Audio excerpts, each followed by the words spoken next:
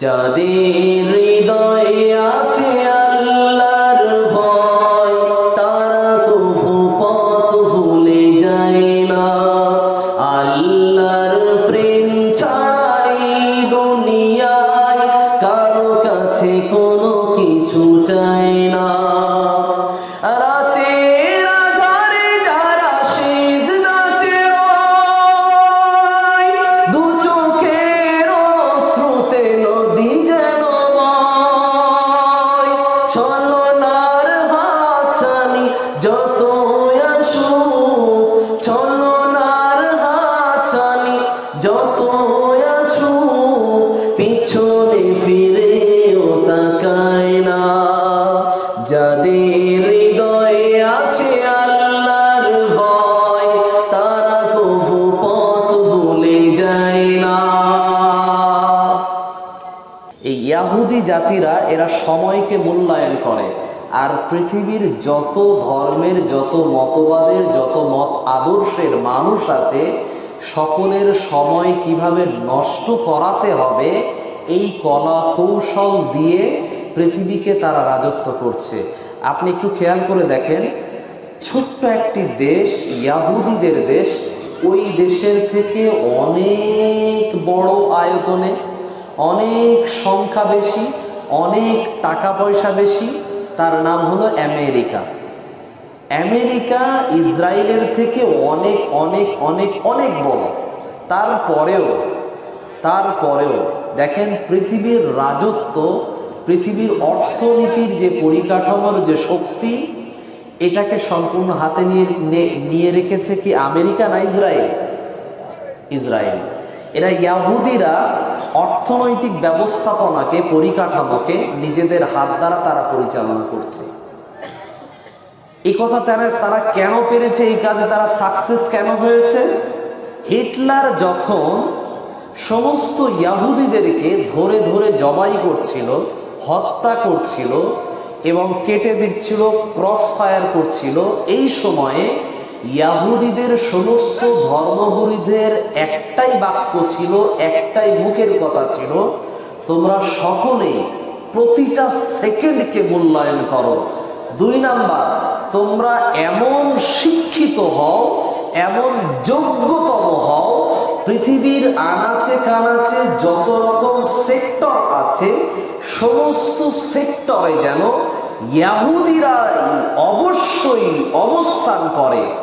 এই ইয়াহুদিদের অবস্থান যদি পৃথিবীর সমস্ত সেক্টরে যদি ইয়াহুদিরা অবস্থান করতে পারে, তাহলে পৃথিবীর কেউ এদের উপরে আর মাথা চাড়া দিয়ে দাঁড়াতে পারবে না। আজকে সেটাই হচ্ছে। আমরা মুসলমানরা সর্ব জায়গাতে সময়কে কিভাবে অতিবাহিত করতে পারি, অপচয় করতে পারি, তার জন্য ওদেরই তৈরি করা ব্যবস্থাপনার নাম হলো ফেসবুক, ওদেরই ব্যবস্থাপনার তৈরি করার নাম হলো হোয়াটসঅ্যাপ, ওদেরই তৈরি করা মাধ্যমের নাম হলো অ্যান্ড্রয়েড, অ্যাপেল, এইচপি, এগুলো ওদেরই অবদানের তৈরি আবিষ্কার। এখন দেখেন প্রতিটা যুবক ছেলে ডিভাইসের পিছনে সর্বসময় ব্যস্ত, ডিভাইস, মোবাইলের পিছনে ব্যস্ত। এভাবে শুধু নিয়ে এই মার মার মার মার, কি এগুলো? মানে মার মার করছে, ওর পাশে যে সাইকেল নিয়ে যাচ্ছিল ও ভয় করে গিয়েছে যে আমারে মারবে। রাস্তার ধারে এই খেলাগুলো খেলছে কোথায়? রাস্তার ধারে, ছাদের মাথায়, ঘরের কোণে। আবারও কি ওই সময় বলছে এই জামা কাপড় দে, গুলি দে, এই দে, সেই দে, কাস্টম দে, কি সব যে কথা ব্যবহার করে এদের, আছে না নাই ভাই? হ্যাঁ, এদের এই যে সময় নষ্ট করার যে ব্যবস্থাপনা করেছে ওরা, মসজিদের যারা আবাদকারী হবে, মসজিদের যারা দায়িত্ববান হবে, তাদের ভিতরে কয়েকটা বৈশিষ্ট্য থাকা লাগবে, একেবারে বাধ্যতামূলক। আমরা কাদেরকে মসজিদ কমিটি বানিয়েছি, কাদেরকে মসজিদ নির্মাণের দায়িত্ব দিয়েছি, কাদেরকে মসজিদের খেদমত করার দায়িত্ব দিয়েছি, এইটা নিয়ে আল্লাহর কথার সাথে আর আমাদের সামাজিক এই ব্যবস্থাপনার সাথে আল্লাহর কথার সাথে মিল আছে না নাই, এটা আমরা একটু মিলিয়ে দেখবো আজকের ইনশাআল্লাহ। আল্লাহ পাক রব্বুল আলামিন তিনি বললেন, ইন্নামা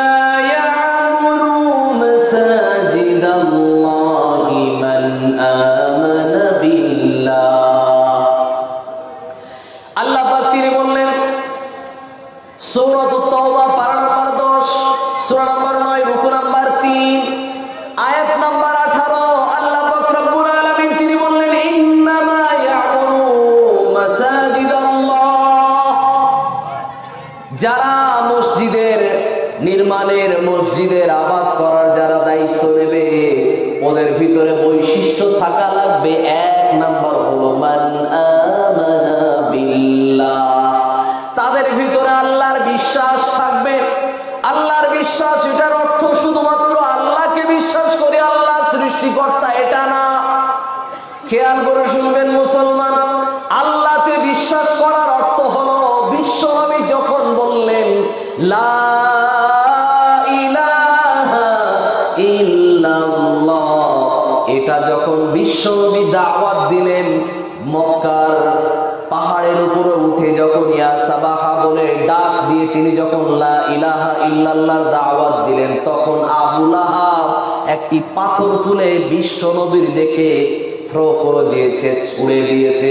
সেটা গিয়ে বিশ্বনবীর হাতের উপরে আঘাত করেছে এবং তারপরে আবার এটা মেরে দেওয়ার পরে শেষ করেনি। আবু লাহাব তারপরে আবার মুখ দিয়ে বলল তাব্বাল্লাকা ইয়া মুহাম্মদ, মুহাম্মদ তোর হাত ধ্বংস হয়ে যাক। একটু জোরে বলা যাবে না নাউযুবিল্লাহ? আল্লাহর রাসূলকে এই কথা বলার কারণ ছিল, আল্লাহ রাসূল তিনি যেটা বলেছিলেন লা ইলাহা ইল্লাল্লাহ, এটার অর্থ কি? নেই কোনো ইলাহ আল্লাহ ছাড়া, কোন সত্য উপাসক নাই আল্লাহ ছাড়া। এ কথা কোন সত্য উপাস্য নাই আল্লাহ ছাড়া, এ কথা বলার অর্থ কি? কাবার ভিতরে 360টি প্রতিমা আছে, যাদেরকে তোমরা পূজা করো, যাদের কাছে তোমরা কি চাও? খাদ্য চাও, বৃষ্টি চাও, রৌদ্র চাও এবং নিজেদের ধন সম্পদ, অর্থ, সুখ, শান্তি, স্ত্রী, সন্তান, যেটাই চাও ওই ঠাকুর প্রতিমার কাছে আর চাওয়া যাবে না। যদি চাইতে হয় তাহলে চাইতে হবে লা ইলাহা ইল্লাল্লাহ, আল্লাহ ছাড়া কারো কাছে চাওয়া যাবে না। এটা বিশ্বনবী বলেছিলেন। এই কথা তাদের মনে এত ব্যথা দিয়েছিল, এত ব্যথা দিয়েছিল। ব্যথাটা কি? আমরা 14 গোষ্ঠী ধরে, কয়েক শতক ধরে যেই মা বাবার তৈরি করে রেখে যাওয়া পূজা করার ব্যবস্থাপনা, তার নাম কি? ঠাকুর দেব দেবীর পূজা করতো আমাদের মা এবং বাবারা। তাদের রেখে যাওয়া এই শিষ্টাচার, এই কালচারটাকে তুমি মুহাম্মদ, নতুন একটা প্রজন্মের নতুন ছেলে, তোমার বয়স সামান্যতম 40 বছর, আর এখন তুমি আমাদেরকে বুঝ দিচ্ছ? তুমি এতিম ছিলে, তোমাকে আমরাই বড় করেছি। তুমি এতিম ছিলে, তোমাকে আমরাই যত্ন করেছি, কারণ তোমার দেখতে সুশ্রী, সুন্দর এবং তুমি অসহায় একটা সুন্দর বালক। তোমার বাবা অনেক আগে মারা গেছে, তুমি ভূমিষ্ঠ হওয়ার কিছুদিন পরে, 6 বছর পরে, 6 বছর সময়ে তখন তোমার মা মারা গেছে, তাই তোমাকে আমরা আদর যত্ন করি। আজ হঠাৎ করে তুমি মুহাম্মদ যখন জন্ম নিয়েছিলে, আমি আবু লাহাব আমার দাসীকে আমি কি করেছিলাম? মুক্ত করে দিয়েছিলাম। আর তুমি আজকে ওই মুহাম্মদ হয়ে তুমি আমাদের মুখের উপরে আমাদের বাপ দাদার ধর্মকে তুমি ত্যাগ করতে বলছো? আমি আপনাকে বলছি, আমাদের সমাজের ভিতরে বহু মুরব্বীদের এই বাক্য তৈরি হয়। আজকের নতুন নতুন আলেমরা এসে নতুন নতুন ফতোয়া দিচ্ছে, নতুন নতুন ইমাম সাহেবরা এসে নতুন নতুন সমাজ সংস্কারের কথা বলছে। এরা সব সময় শুধু ফিতনা বাঁধানোর জন্য এসেছে। এই কথা কার কথা ছিল? এই কথাগুলো ছিল ওই সমস্ত বেঈমান মুশরিকদের কথা। মুসলমান, আপনার মুখে এই কথা আসে কি করে? আমি আপনাকেই বলছি। আচ্ছা, কোনো আলেম যদি বলে যে তাবিজ করা শিরক, কোন আলেম যদি বলে, আচ্ছা তাবিজ জনগণ করে না আলেম করে? হুজুর কি করে? কথা বলেন একটু। জনগণ করে না তো তাবিজ, তাবিজ লেখে কে? আলেমরাই। এখন এই আলেম যদি তাবিজ করার পরে তাবিজ যদি দেয়, লিখে যদি দেয়, তারপরে পায় কি হাতে? কি পায়? টাকা পায়। যখনই তাবিজ লিখে দিল এর বিনিময়ে 2000, 1000, 500 পাবে তো। এইটাকে যদি শিরক বলে তাহলে কি বন্ধ করে দিতে হচ্ছে? তো বন্ধ করলে লস কার? জনগণের লস না কার লস? আলেমেরই লস। এই কথা বললে আবার জনগণ বলে হুজুর ফিতনা করছে। আরে সর্বনাশ, হুজুর ফিতনা করে কি করে? হুজুর পকেটের কথা বাদ দিয়ে আপনাকে বাঁচানোর চিন্তা করেছে। হুজুর নিজের কথা বাদ দিয়ে আপনাকে জাহান্নাম থেকে মুক্ত করার চিন্তা করেছে, আর আপনি তারে ফিতনাবাজ বলেন মানে? আল্লাহ পাক রব্বুল আলামিনের কথা যেটা আমি বলতে চেয়েছিলাম, আল্লাহর উপরে বিশ্বাস মানে পৃথিবীর কোন সৃষ্টির উপরে বিশ্বাস করা যাবে না। আল্লাহর উপরে বিশ্বাস মানেই তাওহীদ। তিনটি বিভাগে বিভক্ত: তাওহীদ উলুহিয়্যাত, তাওহীদ রুবুবিয়্যাত, তাওহীদ আসমা আস সিফাত। এই তিনটির উপরে পরিপূর্ণ বিশ্বাস করা। আল্লাহ পাকের রাসূল কারীম সাল্লাল্লাহু আলাইহি ওয়াসাল্লাম যখন তিনি কালেমা বললেন, সাথে সাথেই বেঈমানরা বিশ্বনবীর উপরে পাথর মেরেছে। এত পাথর মেরেছে, এত পাথর মেরেছে, তায়েফের ময়দানে বিশ্বনবী বেহুশ হয়ে গেছে। বিশ্বনবী আল্লাহর উপরে বিশ্বাস করার কথা যখনই বলেছেন, বিশ্বনবীর উপরে এমন জোরে আঘাত করা হয়েছে, বিশ্বনবীর দাঁত ভেঙে মাটিতে পড়ে গেছে, বিশ্বনবী অজ্ঞান হয়ে গেছে। এত রক্ত ঝরেছে। বিশ্বনবী এই কালেমার দাওয়াত দেওয়ার জন্য বিশ্বনবীকে বলা হয়েছিল লেজ কাটা, নির্বংশ, তোমার পুত্র সন্তান বেঁচে নাই। মেন্টালিটি টর্চার করা হয়েছিল, শারীরিক টর্চারও করা হয়েছিল, কিন্তু কোন দিক দিয়ে বিশ্বনবীকে থামানো যায় নাই।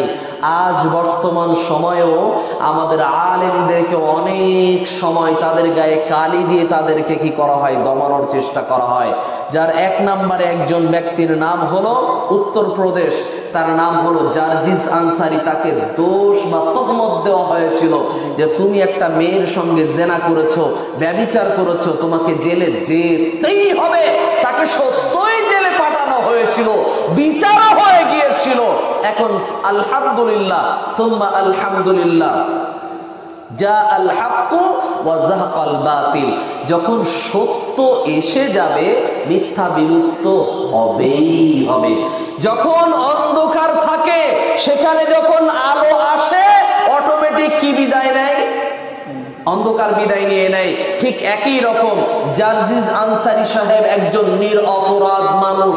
আল্লাহ তাকে দাঈ ইলাল্লাহর পথে রেখেছিলেন বলে, আল্লাহ তাকে কবুল করেছিলেন বলে মনে হয় তাকে বেশি দিন জেল খাটতে হয় নাই। আল্লাহ তাকে বের করে এনেছেন।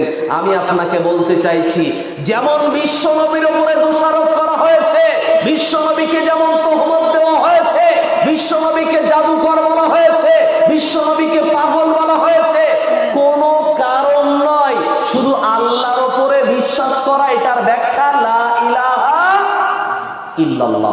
এটার দাওয়াত দিতে গেলেই বিশ্বনবীকে বিভিন্ন রকম দোষে সাব্যস্ত হতে হয়েছে। এক, আল্লাহর উপরে বিশ্বাস করতে হবে। আল্লাহ ছাড়া কারো উপরে বিশ্বাস করা যাবে না।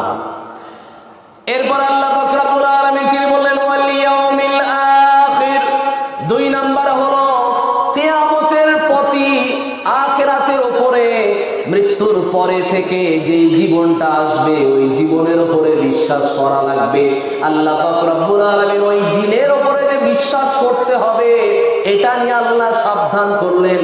শুধু বিশ্বাস করলে হবে না, বিশ্বাস করার পরে আবার কি করতে হবে? ওই দিনটাকে ভয় করা লাগবে। দলিল আল্লাহ পাক রব্বুল আলামিন তিনি বললেন ওয়াত্তাকু ইয়াওমান লা তাজজি নাফসুন আন নাফসিন শাইআ। আল্লাহ পাক রব্বুল আলামিন তিনি বললেন সূরাতুল বাকারার ভিতরে, কিয়ামতের ময়দানকে ভয় করো, ওই দিনকে ভয় করো যেই দিনে কেউ কারো পাশে দাঁড়াবে না, কেউ কারো সহযোগিতা করবে না, কেউ কারো কোনো রকম সুপারিশ করার জন্য ও পাশে দাঁড়াবে না। এখন আমাদের ভিতরে অনেক জনগণ আছে, অনেক মানুষ আছে এভাবে কথা বলে, যেমন ভাতের ভিতরে কোনো কালো কালো যেইগুলো থাকে ভাতের সঙ্গে, ওইগুলোর নাম কি বলেন আপনারা? কি বলেন? না কাকর না, কাকর তো পাথর মতো হয়, ওটা না, মরা ভাত। আমাদের দিকে মাছি ভাত। হ্যাঁ, মাছি ভাত বলে, মরা ভাত। হ্যাঁ, এই যে মরা ভাত বলে, আমরা অনেকে এইভাবে হিসাব করি।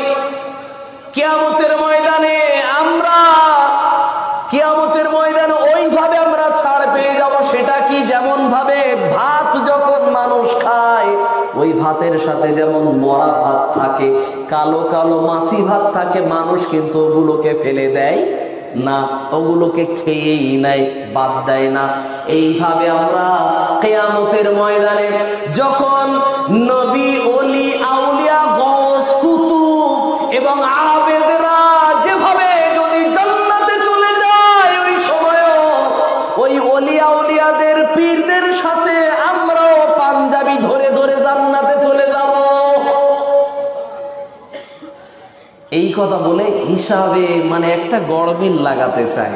আমি আপনাকে বলবো হিসাবটা কিভাবে হবে। আল্লাহ বলছেন, দেখেন সূরাতুল জিলজালের শেষ 2 আয়াতে আল্লাহ বললেন, ফামান ইয়ামাল মিসকালা যাররাতিন খায়রান ইয়ারা ওয়া মান ইয়ামাল মিসকালা যাররাতিন শাররান ইয়ারা।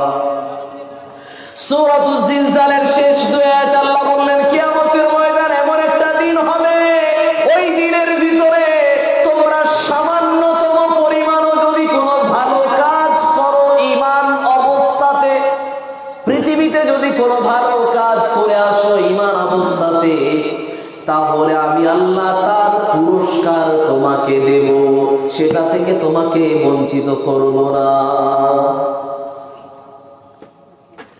এটা যেমন আল্লাহ পাক রব্বুল আলামিন তিনি বললেন। এরপরে আল্লাহ বললেন, ন্যূনতম পরিমাণও যদি তোমরা খারাপ কাজ করো, অন্যায় কাজ করো, অশ্লীল কাজ করো, হারাম কাজ করো, এটার শাস্তি আমি আল্লাহ তোমাকে অবশ্যই দেব। তবে আল্লাহ পাক রব্বুল আলামিনের কাছে কিয়ামতের ময়দানে একটা সময় হবে, ওই সময়টার জন্য আল্লাহ পাক তিনি বিনা হিসাবে অনেক বান্দাদেরকে তিনি জান্নাতে দেবেন। তবে বিনা হিসাবে জান্নাত পাওয়ার জন্য একটা দোয়া আমল করা লাগবে। দোয়াটা কি জানেন? একটু কেউ বলেন তো। বিনা হিসাবে কিয়ামতের ময়দানে বিনা হিসাবে জান্নাত পাওয়ার জন্য একটি দোয়া আছে। দোয়াটা কি বলেন তো কেউ? জানেন? একটু শিখে নেন, সকলে পড়েন, আল্লাহুম্মা হাসিবনি হিসাবাই ইয়াসীরা। এই দোয়াটা যদি প্রতিদিন পড়া হয় সকাল সন্ধ্যায়, আল্লাহ পাক আপনার কিয়ামতের ময়দানে বিনা হিসাবে জান্নাতের ব্যবস্থা করে দেবেন, যদি আল্লাহ আপনার উপরে দয়া করেন তবে, নচেত হবে না। আল্লাহ পাক রব্বুল আলামিন তিনি বললেন, কিয়ামতের ময়দানে সামান্যতম পরিমাণ ভালো কাজ করলে তার ফলাফল পাবে, খারাপ কাজ করলেও তার ফলাফল পাবে। এই কথার উপরে যদি হিসাব নিকাশ যদি হয়, কিয়ামতের দিন 4টি প্রশ্নের জবাব না দিয়ে আপনি এক পাও নড়াচড়া করতে পারবেন না। এই দিন নিয়ে আপনাকে ভয় করা লাগবে, এবং ওই দিনের বিষয় আল্লাহ দুইটি সিদ্ধান্ত দিয়ে দিবেন। একটা সিদ্ধান্তের নাম জাহান্নাম, আর একটি সিদ্ধান্তের নাম হলো জান্নাত। এই জান্নাত এবং জাহান্নামের যে সিদ্ধান্ত হয়ে যাবে, এই ফয়সালা কেউ এদিক সেদিক করে নিতে পারবে না। তবে যদি আপনি মনে করেন জান্নাতকে আপনি চান এবং জাহান্নাম থেকে আপনি মুক্তি চান, তাহলে আল্লাহর কাছে আপনার প্রার্থনা করা লাগবে বিশ্বনবীর শেখানো দোয়া। সকলেই পড়েন, আল্লাহুম্মা আজিরনি মিনান নার। জাহান্নাম থেকে মুক্তি চাওয়ার দোয়া। 2, জান্নাত চাওয়ার দোয়া। যদি জান্নাত চেতেই হয়, জান্নাত যদি চাইতেই হয় আল্লাহর কাছে, তাহলে জান্নাতের সব থেকে উত্তম জান্নাতের দরজা, সেই জান্নাতটাকেই চাওয়া লাগবে। আল্লাহুম্মা ইন্না নাসআলুকাল জান্নাতাল ফিরদাউস। জান্নাত যদি চাইতে হয় জান্নাতুল ফিরদাউস চাইতে হবে। বিশ্বনবী তিনি বললেন আশা যদি রাখতে হয় বড় আশা রাখো। তবে আমাদের সমাজের ভিতরে একটা গজল আছে, আমি জান্নাতও চাই না জাহান্নামেরও ভয় করি না, এরকম একটি গজল আছে। হে রাসূল তোমায় ভালোবাসি অন্তরে শুধু মুখে না, জান্নাতের আশায় নয় হে রাসূল, জাহান্নাম কেও ডরি না। একটু জোরে বলবেন না নাউজুবিল্লাহ। এই কথার ভিতরে প্রথম লাইন ঠিক ছিল, প্রথম লাইনটা ঠিক ছিল, শেষের দুই লাইনে এসে সম্পূর্ণ শিরকি কথাই বেঁধে দিয়েছে, কোরআন এবং হাদিস বিরোধী কথা বলেছে। আপনি যদি বলেন না জাহান্নামকে ভয় করি না, কথা তো ঠিকই ছিল, জি না কথা ভুলই হয়েছে, সরাসরি কোরআন বিরোধী কথা। তার প্রমাণ দলিল আল্লাহ বললেন, আল্লাহ পাক রব্বুল আলামিন তিনি বললেন ফাত্তাকুন নারাল্লাতী ওয়াকুদুহান নাস ওয়াল হিজারা। আল্লাহ পাক রব্বুল আলামিন তিনি বললেন জাহান্নামের কঠিন প্রজ্বলিত আগুনকে ভয় করো, যেই জাহান্নামের ভিতরে জ্বালানি হিসাবে খাদ্য হিসাবে দেওয়া হবে, ফেলা হবে, নিক্ষেপ করা হবে। ওদের নাম হলো পাথর, 2 নাম্বার হলো মানুষ, 3 নাম্বার হলো জিন। এদেরকে জাহান্নামের জ্বালানি হিসাবে ফেলা হবে। তাহলে জাহান্নামের আগুনকে আল্লাহ ভয় করতে বলেছে, কিন্তু গজলের লাইনে এসেছে জাহান্নামকেও ডরি না। কিয়ামতের ময়দানের উপর আপনার বিশ্বাস করার অর্থ হলো জাহান্নামকে ভয় করতে হবে, জান্নাত চাইতে হবে। মালিক তুমি জান্নাতে, তোমার কাছে আমার একটি ঘর বানিয়ে দিও, একটি ঘর বানিয়ে দিও। সকলে পড়ি আমিন। আল্লাহ পাক রব্বুল আলামিন তিনি বললেন 3 নাম্বার, এবার আল্লাহ বললেন ওয়াকামাস সালাহ। 3 নাম্বার আল্লাহ পাক রব্বুল আলামিন তিনি বললেন নামাজ কায়েম করা লাগবে। 1 নাম্বার হলো আল্লাহর উপরে বিশ্বাস। এটা বিশ্বাস করে কিনা দেখাও যায় না, বোঝাও যায় না। এটা বিশ্বাস কোথায়? বিশ্বাস কোন জায়গায়? অন্তরের ব্যাপার। 2 নাম্বার ওয়াল ইয়াউমিল আখির, কিয়ামতের প্রতি, আখিরাতের প্রতি বিশ্বাস রাখা, এটাও কোথাকার ব্যাপার? আন্তরিক ব্যাপার, অন্তরের ব্যাপার। কিন্তু আল্লাহ এবার প্র্যাকটিসে এলেন। তুমি যে আল্লাহতে বিশ্বাস করো, তুমি যে আখিরাতে বিশ্বাস করো, তার প্র্যাকটিসের নমুনা স্বরূপ আমি আল্লাহ দেখতে চাই। ওর নাম হলো ওয়া আকামাস সালাহ। নামাজ কায়েমকারী হতে হবে, নামাজ কায়েম করনেওয়ালা হতে হবে। আমাদের সমাজে যারা মসজিদের মাদ্রাসার সেক্রেটারি, সভাপতি, গায়ে দোষ নেবেন না। যদি আপনার গ্রামে এরকম ব্যক্তির গুণ যদি থেকে থাকে, দোষারোপ মনে করবেন না। আমি পবিত্র কোরআন বলছি, আর সামাজিক চারিদিকের যে মুসলমানদের অবস্থা, এই বাস্তবতার প্রেক্ষাপটটাকে আমি উপস্থাপন করার চেষ্টা করছি। আপনারা কি রাগ করছেন? রাগ করছেন কি? আল্লাহ পাক রব্বুল আলামিন তিনি বললেন তাদের ভিতরে নামাজ কায়েম করার বৈশিষ্ট্য থাকবে। আমাদের মসজিদ মাদ্রাসার যারা দায়িত্ববান যারা হয়েছে, এরা সবাই হলো তাহাজ্জুদের নামাজি, তাই তো? বলছে হ্যাঁ, সত্যিই তাই। সবাই নামাজি, সবার 2 হাত করে 1 হাত করে, অন্তত 4 আঙুল করে দাঁড়িয়ে আছে, তাই তো? সবার আছে। কেউ বিড়ি সিগারেট মোটেই খায় না, গোপ তো একেবারে ছোট ছোট রাখে, তাই তো? যেইগুলো আমি কথা বলেছি প্রত্যেকটার উল্টা। যে কটা মসজিদ কর্তৃপক্ষ যারাই হচ্ছে বর্তমানে, সব কি ক্লিন শেভ, এক নাম্বার 2, গোপগুলো কত বড়? বিশ্বনবী বললেন আফুস শারিব ওয়া আফুল লিহা। আল্লাহ রসুল বললেন দাড়িকে আপন অবস্থাতে ছেড়ে দাও, দাড়িকে বাড়াও, আর গোপটাকে কি করো? কেটে নাও, খাটো করো। আর এদের দাড়ি মোটে নাই, কি বাড়াচ্ছে? মোষটাকে বাড়াচ্ছে। মানে আমি যে পুরুষ এটা প্রমাণ করে দিচ্ছে যে আমার গোপ আছে। ইস, বিশ্বনবীর বিরুদ্ধে চলে আপনার মজা লাগে, ভালো লাগে?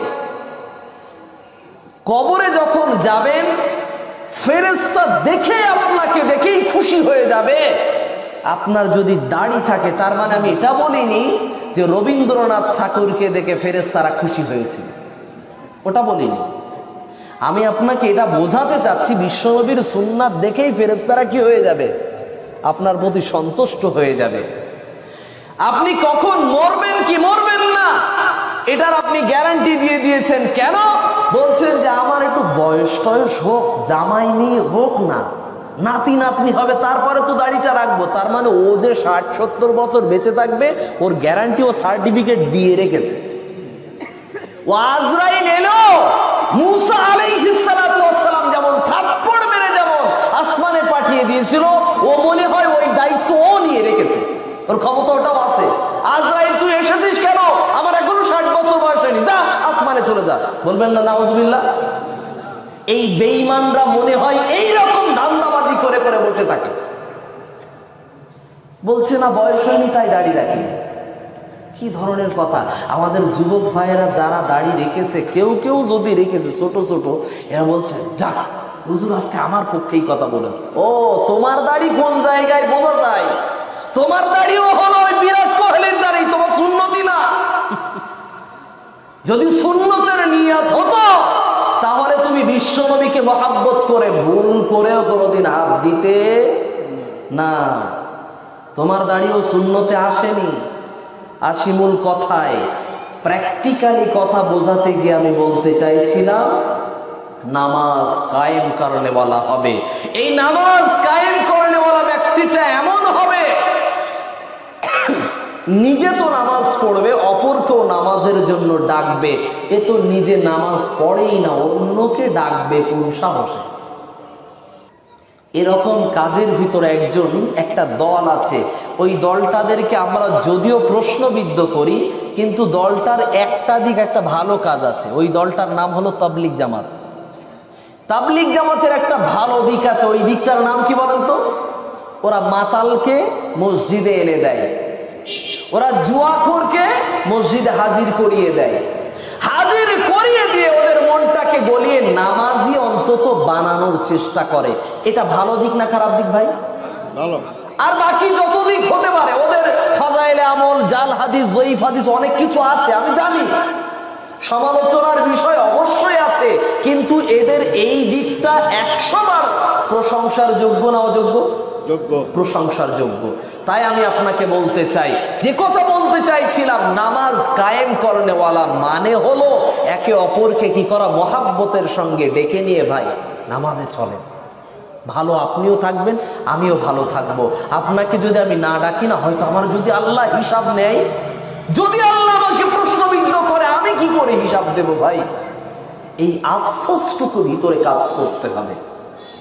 আমাদের সমাজের নামাজির যে অবস্থা, এদের যে নামাজের পরিকাঠামো, নামাজ দেখে মনে হয়, আর নামাজের গাল মুখ যে সুগন্ধ, আল্লাহু আকবার! রমজান মাস এলেই বোঝা যায় সারা বছর মসজিদে আসে না, কিন্তু রোজার মাস আসলে মসজিদে ঢুকেছে, তারাবির সময়ে যে 5 ওয়াক্তের নামাজি সে ওর পাশে দাঁড়িয়েছে, যে নতুন নামাজি সে ওর পাশে দাঁড়িয়েছে।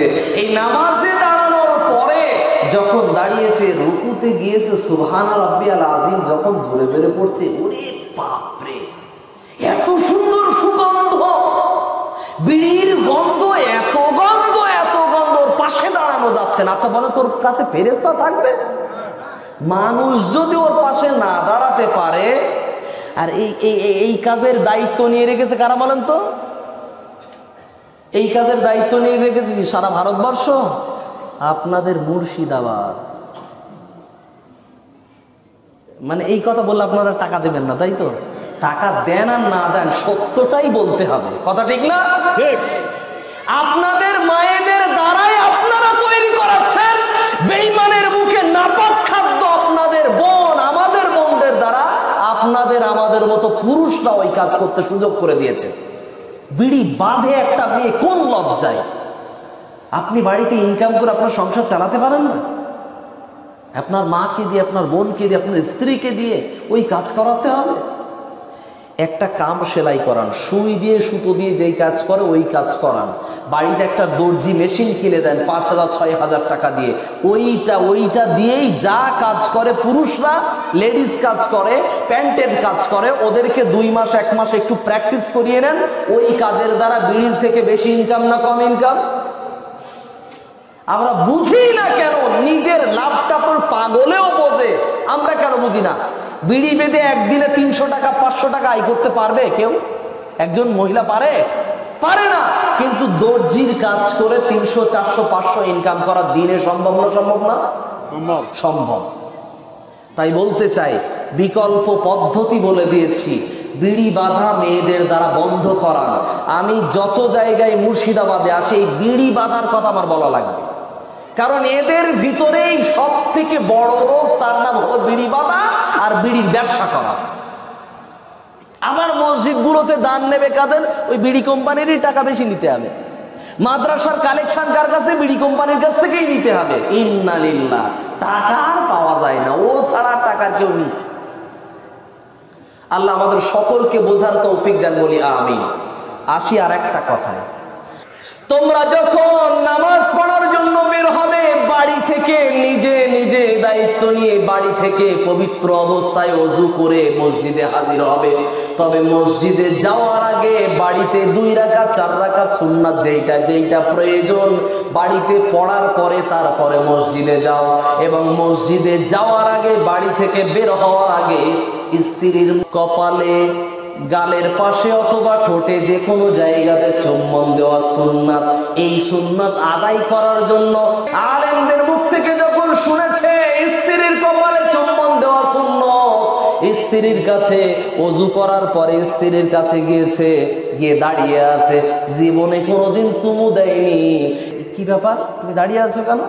বলছে না, মানে কালকের হুজুর বলেছিল মনে নেই। বলছো তুমি চুমু দেবে তাই দাঁড়িয়ে আছো? আগে বিড়ির গন্ধ ছাড়ো, তারপরে চুমু দাও। কথা বুঝতে পারেন? যেখানে স্ত্রীর কাছ থেকে মহাব্বত পাওয়া যায় না, সেই মুখ নিয়ে আপনি নামাজ কবুল করাবেন? কথা বোঝা যায়নি? যেই গন্ধ স্ত্রী সহ্য করতে পারে না, ওই গন্ধ মসজিদ সহ্য করে? আমি আপনাকে বলছি, মানুষ সহ্য করতে পারে না বলে মানুষ মুখ দিয়ে বলে দিয়েছে। মসজিদেরও যদি প্রাণ থাকতো, মসজিদেরও যদি জবান থাকতো, আপনাকে মসজিদ থেকে ধিক্কার দিয়ে বের করে দিত। মসজিদ থেকে ফেরেশতারও যদি ক্ষমতা থাকতো, মসজিদ থেকে আপনাকে লাথি মেরে বের করে দিত। কথা ঠিক কিনা? স্ত্রীর কাছে গিয়ে বিড়ির গন্ধে স্ত্রী আপনার কাছে নেয় না, আপনার চুম্বন দিতে দেয় না, মানুষ আপনার পাশে নামাজ পড়তে চায় না। মসজিদ জড় বস্তু বলে আপনাকে কিছু বলে না, ফেরেশতারা সামনে দেখা যায় না বলে ফেরেশতা কিছু বলে না, না হলে আপনাকেও সাইজ করে ছাড়ত। এতটা বিড়ির কথা কেন বললাম জানেন? এগুলো সব মসজিদের বাইরে থেকে করে সব মসজিদেই ঢোকে, ছাড়েই না। এত লজ্জা দেওয়ার পরেও এর এত লজ্জাই কম, বিড়ির গায়ে লেখা আছে যে ক্যান্সার হবেই হবে, গ্যারান্টি দিয়ে রেখেছে ডাক্তার। ও যদি মূর্খ হয়, ওখানে দেওয়া আছে ফুসফুস আঁকানো আছে, ওটাতে কি দেওয়া আছে? মরার মাথা। মানে যদি বিড়ি খাওয়ার মরার মাথার মতো তৈরি হয়ে যাবে, ও তাও বুঝে না। আমাদের সমাজের নামাজির আরো একটা পরিকাঠামো আছে, আরো একটি অবস্থা আছে, তার নাম হলো নামাজ ভালো করে পড়তেই জানে না। একজন বিআই মহাশয় বাড়িতে এসেছে, বিয়ে বাড়ির অনুষ্ঠানে বেড়াতে এসেছে। এখন বিআই মহাশয় মাগরিবের নামাজ পড়তে বের হবেন, এমন সময়ে নিজে এবারে মনে করলো, যদি আমি নামাজ না পড়তে যাই তাহলে আমার মেয়ের সংসার ভালো হবে না? কি হবে? ভালো হবে? প্রশ্নবিদ্ধ হবে, ওখানে গিয়ে বিভিন্ন রকম খোঁটা দেবে। আমি হাজি সাহেব মানুষ, আমার বাড়িতে একটা বৌমা এসেছে, তার বাবা নামাজ পড়েই না, মেয়েকে দিয়ে খোঁটা দেবে বাড়িতে গিয়ে, তাকে দিয়ে কি করবে, মনে ব্যথা দেবে। অতএব এই কাজ করা যাবে না, বিয়াই মহাশয়ের সঙ্গে নামাজ পড়তেই হবে। এই চিন্তা করে এবার স্ত্রীর কাছে গিয়ে বলছে, বিয়াই সাহেব তো নামাজ পড়তে যাচ্ছে, আমি কি করব? তখন স্ত্রী বলছে, তুমিও নামাজ পড়তে যাবো? যাই, আমি তো নামাজ পড়তে জানি না। তখন স্ত্রী সাথে সাথেই বুদ্ধি দিয়ে বলল যে সবাই যেভাবে নামাজ পড়বে তুমি ওইভাবে চালিয়ে দেবে। এ বাড়ি থেকে শুনে নিয়েছে, এখন মসজিদে যায়। মসজিদের দিকে গিয়ে এবার বিআই মহাশয় ওযু করছে, দেখে দেখে কপি করে করে মেরে দিয়েছে, ওযুটা কমপ্লিট হলো। এবারে মসজিদের ভিতরে বিআই মহাশয় নামাজ পড়তে দাঁড়িয়ে গেছে, এও পাশে গিয়ে দাঁড়িয়ে পড়েছে। আর পাশে ছিল আর একজন মুসল্লি এসেছে, ও পাশে যখন দাঁড়িয়েছে টুপি মাথায় দেয়নি বলে ও কি করেছে, নামাজে তো দাঁড়িয়ে গেছে, হাত তো বাঁধা হয়ে গেছে, এখন কি আর কথা বলা যাবে? কথা তো আর বলা যাবে না। এখন কি করেছে, ও দেখেছে যে মোটামুটি ইশারায় কমপ্লিট করা যায়। ও দাঁড়িয়েছিল, এখন কিনে দিয়ে একটা জোরে গুঁতো দিয়েছে, গুঁতো দিয়ে বুঝিয়েছে তোর মাথায় টুপি নেই। এখন এ বাড়ি থেকে শিখে এসেছিল কি, সবাই যেটা করবে তুমিও সেটাই চালিয়ে দেবে। ওর পাশে ডান দিকে ছিল বিআই মহাশয়, এত জোরে গুঁতো দিয়েছে বিআই মহাশয় উল্টে পড়ে গেছে। এখন পড়ে যাওয়ার পরে এখন তো নামাজ অবস্থায় কথা বলা যাবে, রিগি মিগি কোনো রকম ভাবে নামাজ শেষ করে, এই কি ব্যাপার রে? বললো কি ব্যাপার, কেন, এটা নামাজের নিয়ম না? বলছে নামাজের এইটা তুমি নিয়ম শিখেছ? বলছে না, মানে উনি আমাকে গুঁতো দিয়েছে, আমি ভাবলাম গুঁতো দেওয়াটা হয়তো নামাজের নিয়ম, তাই আমি আপনাকে মেরে দিয়েছি। আসলে দেখেন, এই লোকটা নামাজ পড়তে এসেছিল আল্লাহর সন্তুষ্ট না বিআইয়ের সন্তুষ্ট? বিআইকে সন্তুষ্ট করার জন্য যখন এসেছে, আল্লাহ ওকে কায়দায় ফেলে দিয়ে কি করে দিয়েছে? সন্তুষ্ট হয়েছে? অসন্তুষ্টি করে দিয়েছে। আমি আপনাকে বলতে চাইছি, আল্লাহর সন্তুষ্টির জন্য নামাজ পড়েন, আল্লাহ আপনার জান্নাতের রাস্তা সহজ করে দেবে, বলা যাবে না ইনশাআল্লাহ? তাই আমরা সকলেই নামাজ কায়েমকারী হব। নামাজ কায়েম করনে ওয়ালার অর্থ হলো সল্লু কামা রাআইতুমুনি উসাল্লি, নামাজ ওইভাবে পড়ো, নামাজ ওইভাবে পড়ো যেভাবে বিশ্বনবীকে নামাজ পড়তে দেখো। এখন বিশ্বনবী তিনি তো পৃথিবীতে নাই, তাকে দেখবো না, তাকে তো দেখা যাবে না। তাহলে বিশ্বনবীর নামাজের অবস্থা, নামাজের রুকু, নামাজের কাইফিয়ত, নামাজের তরিকা, এগুলো সব শিখিয়ে দেওয়া আছে কোথায়? কোরআন এবং সুন্নাহ, কোরআন এবং হাদিস, এই গ্রন্থগুলোর ভিতরে শিখিয়ে দেওয়া আছে। আর এই গ্রন্থগুলোকে ক্যাপচার করেছে কারা? আলেম সমাজ। অতএব জনগণ নামাজ শিখবে নিজের মতন করে না আলেমদের কাছ থেকে? আলেমদের কাছ থেকে। কারণ আপনি যদি বলেন আমি মূর্খ সূর্খ মানুষ, আমি পড়তে জানি না, আরবি জানি না, বাংলা জানি না, ইংরাজি জানি না, এক কথায় আমি কিছুই জানি না, নিজের নামটাও লিখতে জানি না, এই রকম আমি মানুষ। অতএব আপনার কাজ কি? ফাসআলু আহলা যিকর ইন কুনতুম লা তা'লামুন, ওই বিষয়ে জিজ্ঞাসা করো যেটা জানো না, ওই বিষয়ে জিজ্ঞাসা করো যেটা জানো না, সেই বিষয়ে জিজ্ঞাসা করে জেনে নাও। আমাদের বৈশিষ্ট্য কি জানেন? ইমাম সাহেব বলেন তো এই ফতোয়াটা কি? এটা জিজ্ঞেস করার উদ্দেশ্য কি বলেন তো? উদ্দেশ্য হলো মাওলানা সাহেবের ভিতরে কতটা জ্ঞান আছে, অপদস্থ করা।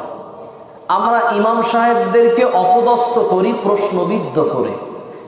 ইমাম সাহেবের ভিতরে জ্ঞান নেই, মৌলভী সাহেব শুধু কোরআন দেখে দেখে তাফসির করে, মৌলভী সাহেব ওই খুতবা, ওই একই খুতবা শুধু ঘুরন ফিরন করে চালায়, ওই শুধু ওই খুতবাই দেয়। মৌলভী সাহেবের খুতবা শুনে জীবনেও এই যে একটু তাকিয়ে থাকবো, তাকিয়ে থাকতেই পারে, শুধু ঘুম আসে, শুধু ঘুম আসে।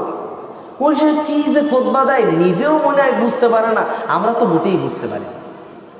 আমি আপনাকে বলছি, আপনার ভিতরে যদি মুনাফিকের রোগ থাকে, তাহলে কোরআনের আয়াত আপনার মাথাকে জাগ্রত করতে পারবে না, আপনার চোখকে ঠিক রাখতে পারবে না। ওয়া ইযা তুলিয়াত আলাইহিম যাদাতুহুম ঈমানা, ঈমানদারদের কাছে যখন কোরআন তেলাওয়াত করা হয় তখন তাদের ঈমান বৃদ্ধি হয়, ঈমান বৃদ্ধি পায়। আমাদের ইমাম সাহেবরা কোরআনের বাইরে কথা বলে না, ভিতরেই বলে। হাদিসের বাইরে কথা বলে না, কোরআন এবং হাদিস থেকে বলে। কোনটা? কোরআন এবং হাদিস থেকেই যদি ইমাম সাহেবরা কথা বলে, তা আপনার ঘুম আসে কোন জায়গা থেকে? ও সারা বছর আপনি মাঠে ঘাটে খাটবেন নিজের সংসারের জন্য, পৃথিবীর জন্য, নিজেকে অর্থশালী বিত্তশালী বানাবেন, আর যত দোষ নন্দ ঘোষ, যত দোষ ইমাম সাহেবের। আপনার সব সময় চাই কি? টক ঝাল মিষ্টি, তার মানে মাঝে মাঝে একটু জোশলা করে কাঁপিয়ে দিতে হবে, ঝাঁকিয়ে দিতে হবে। আবার অনেক সময় মাহফিল কমিটিদের থেকে অনেক সময় মূল সাহেবকে, মাওলানা সাহেবকে, বক্তা সাহেবকে বলা হয় মাওলানা সাহেব একদম কাঁপিয়ে দিতে হবে। জলসা জলসা কি করতে হবে? কথা বলেন, কি করতে হবে? কাঁপাতে হবে। আচ্ছা, মাওলানা সাহেব কি ভূমিকম্প উনি কাঁপাবে? বলছে এমন করে দিতে, মানে জমিয়ে দিতে হবে। মাওলানা সাহেবকে ফিরিজ পেয়েছেন। আমি আপনাকে বলছি, মাহফিল দেওয়া জমানো কাঁপানো এসবের জন্য না। মাহফিল দেওয়া হয় যাতে আমরা পরিবর্তন হতে পারি। কি জন্য? পরিবর্তন হতে পারি। আর আমরা যদি পরিবর্তনের জন্য যদি মাহফিল না দেই, তাহলে দোষ কোরআন এবং সুন্নাহের নয়, দোষ আলেম ওলামার নয়, দোষ হল আমার।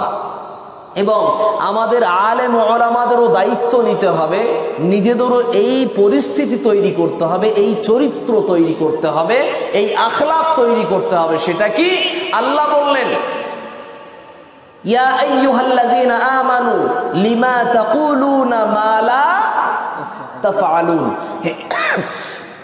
হে ঈমানদার ব্যক্তিবর্গরা, তোমরা অপরকে যেটা উপদেশ দাও সেটা নিজে কেন মানো না? আল্লাহ এটা আলেমদেরকে প্রশ্ন করে দিলেন, প্রশ্নবিদ্ধ করে দিলেন। বক্তাদেরকে আল্লাহ প্রশ্নবিদ্ধ করে দিলেন। তোমরা যেটা জনগণকে বলো সেটা তোমরা অবশ্যই মেনে চলো, এ কথার অর্থ এটাই। না হলে কাবুরা মাকতান ইনদাল্লাহ, এই কাজটা হবে সব থেকে বড় গুনাহের কাজ। যদি আমি অন্যকে উপদেশ দিয়ে দিয়ে হেদায়েত করানোর চেষ্টা করি, হেদায়েত করার চেষ্টা করি, আর নিজে যদি পরিবর্তন না হই, তাহলে আল্লাহ আমাকে আগে প্রশ্নবিদ্ধ করবেন কিয়ামতের ময়দানে। আল্লাহ পাক রব্বুল আলামিন আমাদের সকলকে কিয়ামতের ময়দানে যেন বিনা হিসাবে জান্নাতের ব্যবস্থা করে দেন, বলি আমিন। আল্লাহ পাক রব্বুল আলামিন তিনি বললেন, ওয়া আতাজ যাকাত, যাকাত দিতে হবে, যাকাত প্রদান করতে হবে। আমরা মসজিদ কমিটি তারই বানাই যে হলো যাকাত দেওয়ার সামর্থ্যবান। মানে আল্লাহর কোনো কথা মানি আর না মানি, একটা তো মেনেছি। কথা ঠিক কিনা? কিছু মানি আর না মানি, অন্তত একটা তো মানি আমরা। যে টাকা পয়সা যাকাত দেওয়ার মতো সামর্থ্যবান, সে যাকাত দেয় কিনা ওটা দেখার দরকার নেই। যাকাত দেওয়ার সামর্থ্যবান তার মানে ধনী, তার মানে টাকাওয়ালা, তার মানে সুদের টাকা, ঘুষের টাকা, বিড়ির টাকা, বিজনেসের টাকা, মারা টাকা, কাটা টাকা, ওজনে ফাঁকি, যেখানেই থেকে এই টাকা আসুক না কেন, টাকার নাম হলো টাকা। টাকার কোনো বিকল্প নাম নেই, এর নামই হলো টাকা। এই টাকা যার আছে তাকে কখনো ফাঁকা পদে রাখা যাবে না, তাকে ফাঁকা রাখা যাবে না। টাকা আছে মানে ওকে পদে পদস্থ করতে হবে, সম্মানিত করতে হবে। কারণ ওকে যদি রাখা যায়, মসজিদের যদি টাইলসের প্রয়োজন হয়, সকলের কাছ থেকে চাওয়ার পরে ইমাম সাহেবের কাছ থেকে কানে কানে শুধু বলে দেবে, ইমাম সাহেব সেক্রেটারি সাহেব কিন্তু মসজিদে আছে, ওনার বলো অনেক টাকা, টাইলসের টাকাটা কিছু ওনার কাছ থেকে ঝেড়ে সবার সামনে একবার নামটা শুধু প্রকাশ করে দেবেন, সেক্রেটারি সাহেব আপনি কত দেবেন? যখন নাম যেই বলে দেবে না, উনি তখন একটু ফুলে, বেলুনের মতো ফুলে গিয়ে বলবে, হ্যাঁ ঠিক আছে আমি 2 লাখ টাকা দিলাম। এই 2 লাখ টাকা কোথা থেকে এসেছে একদম জানার প্রয়োজন নেই, কোনো প্রশ্নই নেই, এটা যাচাই করার দরকারই নেই। ওটা কে দেখবে? ওটা কে দেখবে? আল্লাহর দায়িত্ব। ঘর তো আল্লাহর, আমাদের দেখার দরকার না, আল্লাহ বুঝে দেখবে, তাই তো। আল্লাহ পাক রব্বুল আলামিন তিনি বললেন, যার কাছে টাকা থাকবে হালাল, ওই ব্যক্তির টাকা মসজিদে দেওয়া যাবে। হালাল টাকার নাম হলো যাকাত। এই যাকাত নামক হালাল টাকা, সেটাও কিন্তু মসজিদে লাগানো যায় না। হালাল নামক টাকাও মসজিদে লাগানো যায় না, যার নাম হলো যাকাতের টাকা। যারা মসজিদের কর্তৃপক্ষ, যারা দায়িত্ববান হবে, তাদের ভিতরে বৈশিষ্ট্য থাকবে 5টি। 1 নাম্বার হলো তারা আল্লাহর উপর বিশ্বাস রাখবে, 2 নাম্বার আখিরাতের প্রতি বিশ্বাস রাখবে, 3 নাম্বার নামাজ কায়েম করনে ওয়ালা হবে, নামাজ নিজেও পড়বে অপরকেও পড়াবে, 4 নাম্বার হলো তারা যাকাত দেনেওয়ালা হবে, 5 নাম্বার হলো ওয়ালাম ইয়াখশা ইল্লাল্লাহ। যাদের হৃদয়ে আছে আল্লাহর ভয়, তারা কভু পথ ভুলে যায় না। আল্লাহর প্রেম ছাড়াই দুনিয়ায় কারো কাছে কোনো কিছু চায় না। রাতের আধারে যারা সিজদাতে রয়, দু চোখের অশ্রুতে নদী যেন বয়। ছলনার হাতছানি যত আসুক, ছলনার হাতছানি যত আসুক, পিছনে ফিরেও তাকায় না। যাদের হৃদয়ে আছে আল্লাহর ভয়, তারা কভু পথ ভুলে যায় না। আল্লাহ পাক রব্বুল আলামিন তিনি বললেন, ওয়ালাম ইয়াখশা ইল্লাল্লাহ, আল্লাহ ছাড়া কাউকে ভয় করেই না।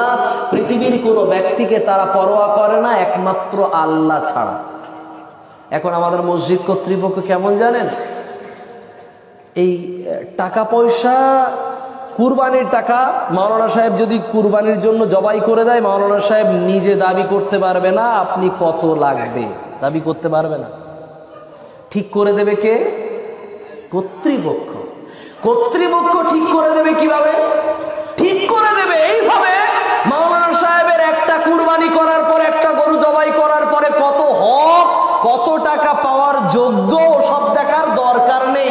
আমরা যদি সমাজের উপরে যদি বলে দেই, তোমরা 40,000 টাকার গরু কিনতে পেরেছো, 10,000 টাকায় মাথা পিছু ঘর পিছু গরু কিনতে পেরেছো, 15,000 টাকা দিয়ে একজন বাড়ি বাড়ি গরু কিনতে পেরেছো, 500 টাকা একটা গরু জবাই করার পরে দিতে পারবে না, এ কথা যদি বলি, গ্রামের লোক আমাদের চামড়া ফাটিয়ে ফেলে দেবে, গ্রামের লোক আমাদের মান সম্মান একেবারে শেষ করে ফেলে দেবে, গ্রামের লোক আমাদের দেখতেই পারবে না।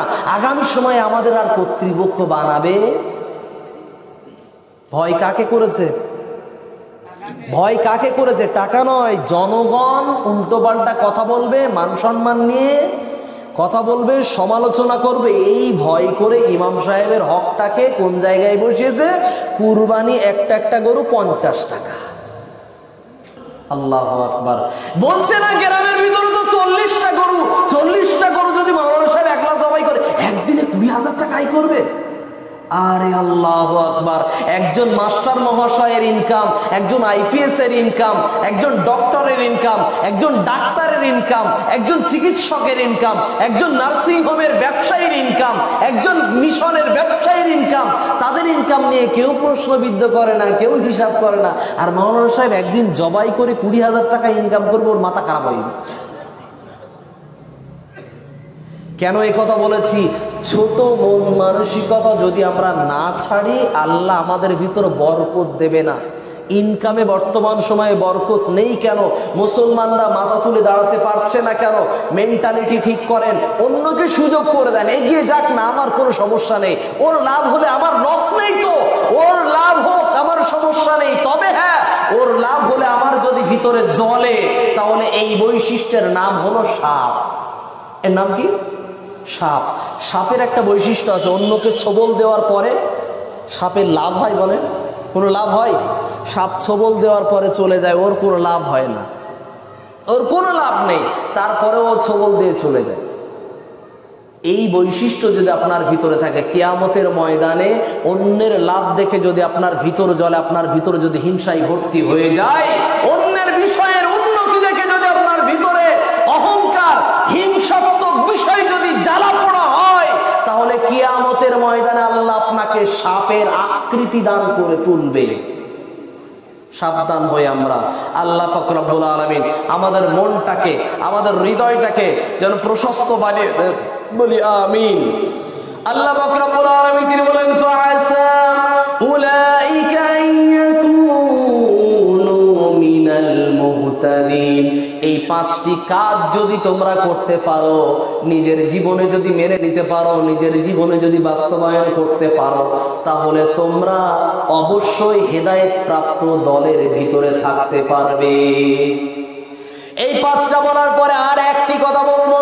আল্লাহ পাক তিনি বলেন, ওয়াহিদনা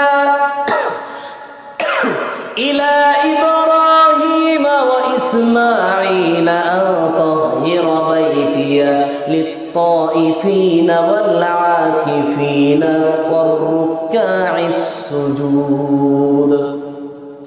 আল্লাহ পাক তিনি বলেন সূরাতুল বাকারা পারা নাম্বার 1, সূরা নাম্বার 2, রুকু নাম্বার 15, আয়াত নাম্বার 125। এর ভিতরে আল্লাহ বলেন, আমি আল্লাহ নবী ইব্রাহিমকে এবং ইসমাঈলের কাছে, দুইজনের কাছে অঙ্গীকার করে দিয়েছিলাম, অঙ্গীকারবদ্ধ করিয়ে নিয়েছিলাম, তারা যেন রুকুকারীদের জায়গা, ইতিকাফকারীদের জায়গাটাকে যেন কি করেন, লিত-তাইফিন এবং তাওয়াফ করেনেওয়ালা ব্যক্তিদের জন্য, এই সমস্ত ব্যক্তিদের জন্য আমি আল্লাহর ঘর, আমি আল্লাহর ঘর আতাহহিরা বাইতিয়া, আমি আল্লাহ কি করেছি, নবী ইব্রাহিম এবং ইসমাঈলের জন্য দুইজনের দায়িত্ব দিয়েছি। যারা রুকু করবে, সেজদা করবে, ইতিকাফ করবে, এই সমস্ত ব্যক্তিদের জন্য ওই ঘরটাকে তারা যেন পবিত্র করে, পরিষ্কার করে। তাহলে মসজিদের দায়িত্ববান যারা হবে, মসজিদ ঝাড়ু দেবে তারা। একবার শুধু কেশিয়ারকে বলে দেখুক, একবার ইমাম সাহেব, কেশিয়ার সাহেব একটু মসজিদটা ঝাড়ু দিয়ে দেন তো, নরম ভাবেই বলুক না একবার, আমার স্ট্যাটাস তুমি কি মনে করেছো আমারে? হ্যাঁ, এই কথা বলেছো তুমি আমাকে, আমি মসজিদ ঝাড়ু দেবো? আল্লাহু আকবার, নবী ইব্রাহিম মসজিদ ঝাড়ু দিয়েছে, আপনি কোন কথা বলছেন? নবী ইসমাইল মসজিদ ঝাড়ু দিয়েছে, আপনি কি বলছেন? এখন তাহলে বলছে না মাওলানা সাহেব, নবীরা তো মসজিদ ঝাড়ু দিয়েছে, আর আপনারা তো তাদের উত্তরসূরি, আপনারা ঝাড়ু দেন। যুক্তি ঘুরে গেছে না? আল্লাহ পাক রব্বুল আলামিন তিনি বললেন, বাইতুল্লাহর পরিষ্কার করেনেওয়ালার দায়িত্ব আমি নবী ইব্রাহিমকে দিয়েছি। কথার অর্থ হলো, নবী ইব্রাহিম তিনি হলেন মসজিদ আবাদ করেনেওয়ালা, তিনি মসজিদের ইমাম সাহেব না। কথা কি এবার ক্লিয়ার? নবী ইব্রাহিম মসজিদের ইমাম সাহেব না। এখন মসজিদের যারা তাওয়াফ করবে, ইতিকাফ করবে, রুকু করবে, সিজদা করবে, যারা করবে, ওদের জন্য মসজিদটাকে সুন্দর ব্যবস্থা করে রাখতে হবে। তার মানে কি করতে হবে? কর্তৃপক্ষ শুধু দায়িত্ব নিয়ে গেছে, টাইলস কখন হবে, পাথর কখন হবে, আর রং কখন হবে, এইটা ছাড়া দায়িত্ব নেই ওদের। কোরআনের সঙ্গে আমাদের কথার কি মিল হচ্ছে ভাই? কোরআন যেটা বলেছে আমাদের সামাজিক পরিকাঠামো কি সেটাই আছে, না উল্টো যাচ্ছে? উল্টো না, উল্টো। আল্লাহর কথা অনুপাতে আমি প্রত্যেকটা কোরআনের আয়াত দেখে দেখে অর্থ করেছি। আমি নিজের ব্যাখ্যা ভাই বলিনি, আমি মন গড়া কথা বলিনি, সরাসরি কোরআন থেকে দেখে দেখে কথা বলেছি। পুরো বক্তব্যের মূল সারাংশে আসি। আমরা যারা দায়িত্ববান, মসজিদের যারা দায়িত্ববান, মসজিদে যারা নামাজ পড়তে আসি, আমাদের প্রত্যেকের ভিতরে, মসজিদ যারা কর্তৃপক্ষ, আমাদের প্রত্যেকের ভিতরে অন্তত 6টা বৈশিষ্ট্য থাকা লাগবে। এই 6টা বৈশিষ্ট্য কি কি একটু বলেন তো? 1, সকলে একটু বলবেন। 1, আল্লাহকে ভয় করা, মনে থাকবে তো? 2, আখিরাতে বিশ্বাস করা। 3, আল্লাহর উপরে বিশ্বাস করা। 4, নামাজ কায়েম করা। 5, যাকাত দেওয়া, যাকাত প্রদান করা। এখন আমাদের সমাজে যাকাত দেয় কিভাবে? শুধু শাড়ি আর লুঙ্গি। এই শাড়ি আর লুঙ্গি দেবেন না ভাই, শাড়ি লুঙ্গি দেওয়া যাবে না আমি এটা বলিনি, শাড়ি লুঙ্গি দেওয়া থেকে বিরত থাকেন, এটা আমাদের জন্য ভালো হবে। এর ফলশ্রুতিতে বিপরীতে কি করবেন? এর বিকল্প কি করবেন? বিকল্প হিসাবে কি করবেন? ওই টাকাটা নিয়ে কোনো গরিব অসহায় ব্যক্তিকে দিয়ে বলবেন, ভাই এটা নিয়ে আপনি ফলের ব্যবসা করেন, আমার এবছরে জাকাতের টাকা 10,000 টাকা হয়েছে, এই টাকাটা নিয়ে আপনি এক কাজ করেন, একটা সাইকেল কেনেন, সাইকেল কিনে 3,000 থেকে 4,000 টাকা সাইকেলের দাম, এই টাকাটা দিয়ে সাইকেল কিনে আপনি কাপড়ের ব্যবসা করেন বাকি টাকা দিয়ে। এই যে হালালের ব্যবসা শুরু করিয়ে দিলেন, এটা আপনার জন্য ওই ব্যক্তিটা দোয়া করতে কোনোদিন বন্ধ করবে না।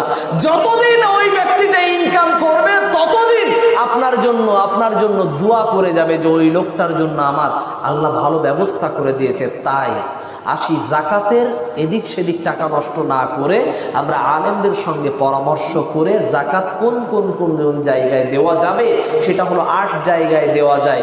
তবে তার ভিতরে যারা বেশি অসহায়, ঋণগ্রস্ত, মাজলুম ব্যক্তি, তাদেরকে দিয়ে সহযোগিতা করবেন। আল্লাহ আমাদের জন্য সকলকে তৌফিক দান করে, আমিন। এবং অহংকার থেকে যদি মুক্ত হতে চাই আমরা, তাহলে যত বড় টাকা পয়সাওয়ালা হই না কেন, আমরা মাঝে মাঝে নিজে থেকে মসজিদের ঝাড়ু দেনেওয়ালা, মসজিদ পরিষ্কার করানোওয়ালা কাউকে টাকা দিয়ে যদিও রাখেন, তারপরেও নিজের অহংকার কমানোর জন্য, নিজেকে একটু ছোট করার জন্য, আল্লাহর কাছে মহাব্বতের ব্যক্তি হওয়ার জন্য মাঝে মাঝে মসজিদ একটু ঝাড়ু দেবেন।